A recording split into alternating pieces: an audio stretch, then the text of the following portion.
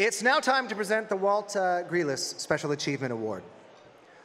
The late Walt, with his partner Stan Glees, founded the Gold Leaf Awards that honored Canadian music industry achievements. In 1970, that was expanded to a formal ceremonial event and renamed the JUNO Awards. This award recognizes individuals who have contributed to the growth and development of the Canadian music industry.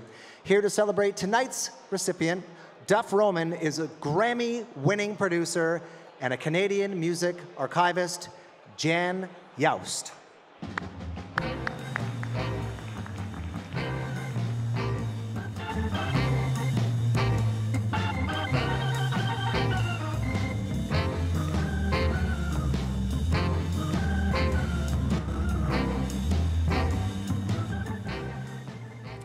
Yeah, I bet you when you heard that music, you thought a couple of go-go girls were going to come out here and dance, but it's me instead.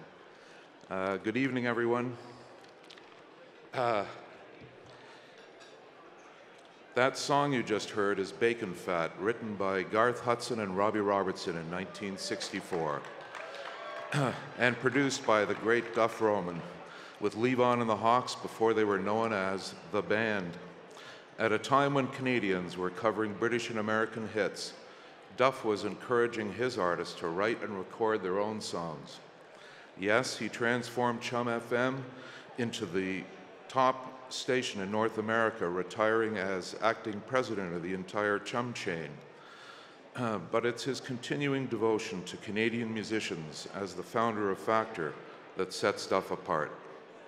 Always moving quietly behind the scenes, providing the foundation upon which the modern Canadian music industry is built. In working together with Duff to preserve 1960s Toronto rhythm and blues music, we created Yonge Street, Toronto Rock and Roll Stories with CTV Bravo, directed by Bruce McDonald, and I think our producer Dave Brady is out here somewhere. Anyway, one of the stories we heard was when Duff took David Clayton Thomas and the Fabulous Shays to play Walk That Walk on the Hullabaloo Show in New York City, 1965. Duff's Cadillac car got a flat tire on the highway, and then none of the Shays would get out of the car to help because of their precious musicians' hands. David and Duff had to change that flat, the singer and the manager. So you could say that David Clayton Thomas's career went from a flat tire to a spinning wheel. Did it sell 13 million copies? I'm not sure, but a lot. Anyway, Duff Roman continues transforming a flat tire into the spinning wheel that is today's Canadian music industry, with multiple platinum records for Canadian artists supported by Factor. Let's take a moment and watch this video, please.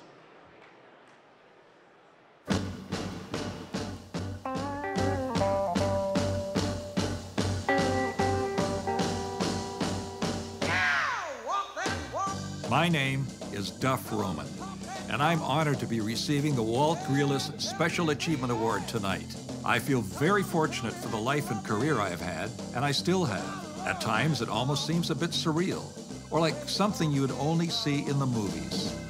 Boom, boom, boom, boom. When I started my career, my name was David Mostaway. I grew up in the small town of Swift Current in Saskatchewan. I moved to Toronto in 1959 for an on-air radio job under the name Digger Dave. Soon after, I changed my name to Duff Roman, and that name stuck for life. I decided to open up an after-hours club in Yorkville called Brave New World. David Clayton Thomas, the Poppers, and the Countdowns played there. I became David Clayton Thomas's manager and launched Roman Records. Duff and I had several hits in Canada in the 60s. Boom Boom, Walk That Walk, and Brainwashed. Duff discovered me in a little club in Toronto, became my manager. Within a year, he got a network television show for us on NBC. But tonight, we have another exciting import from Canada. 5 young men who recently turned in their hockey sticks for musical instruments. And that introduced me to New York, which later introduced me to Blood, Sweat, and Tears. The whole thing wouldn't have happened without Duff. He's a dear friend, a wonderful man, a class act all the way. I moved over to Chum in 1965. He's a go-go Duff Roman. Good evening, everybody. This is Duff Roman. It's 7 o'clock, and it's time to bring a little life and happiness to you right now. Duff was the big driver behind adult rock, which was a new format in the industry where you mixed 50% rock and 50% soft rock. Chum FM immediately went to #1 and stayed on top for decades. In 1977, the two of us worked together in coordinating one of the biggest and most infamous surprise shows in history. Now, this surprise involved a little white lie in which 325 contest winners thought they had won tickets to attend an April wine concert at the El Macombo. And there were 10 buses that took the winners to the El Macombo from Chum. Duff told them on his bus that the concert had been canceled, and the unhappy fans booed and hissed at him. But their moods quickly changed when Duff said, "We have a special guest for you. You may have heard of them. The Strolling Bones? The Rolling Stones." And the fans' boos immediately changed to cheers. And this show has become one of the most iconic surprise shows in history that people still talk about today. In 1982, Duff became the founding president of Factor. When it started out, the pool of money was small. I think $140,000 worth of funding annually was divvied out to Canadian artists. And after some lengthy discussions with Gary Slate, Duff convinced Gary to bring his Canadian talent library over to Factor. And in 1985, he did. This led to government funding assistance, and the rest, as they say, is history. Factor now disseminates over $20 million annually to help support Canadian music. I think the key to my success has been to not take any achievement for granted. I've been grateful to colleagues and mentors. I've stood on some strong shoulders in my time. And even though I have technically retired from my day job, I'm not looking for the rocking chair anytime soon. Yeah, walk that walk.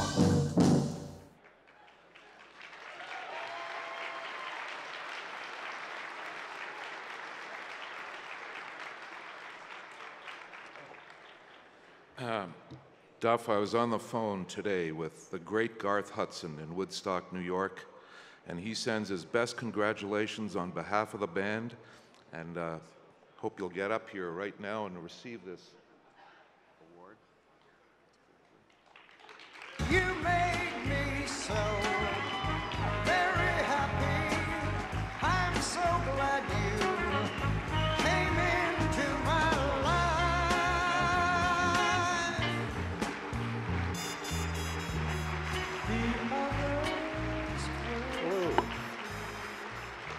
Whoa. Okay. Thank you.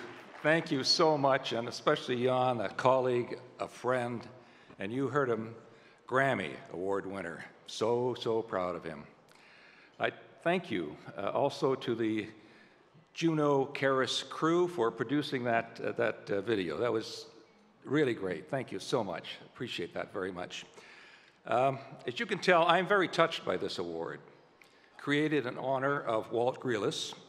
I had the great pleasure of knowing Walt and looking at his work, and I recognize a kindred spirit. I love the radio business, and I love the music industry. I honestly enjoy people, the challenges, the interaction between both communities. And I've tried to do my jobs well, to get recognition and acknowledgement that my work has in any way contributed positively through the years. Well, this is the ultimate prize that I will value forever. Today, the Canadian music industry is riding the crest of a powerful wave. This past year, Drake owned the streaming platforms. His total numbers on Apple Music and Spotify made him the most popular artist in the world. Well, Drake is Drake, but as every nomination for a Juno proves this year, our talent pool runs deep. Canadian artists are breaking out all over. And listen, thank you, David Clayton Thomas, for your kind comments. We celebrated your single, Brainwashed, on Roman Records that week in July 1966 when you beat out both the Beatles and the Rolling Stones on the Chum chart.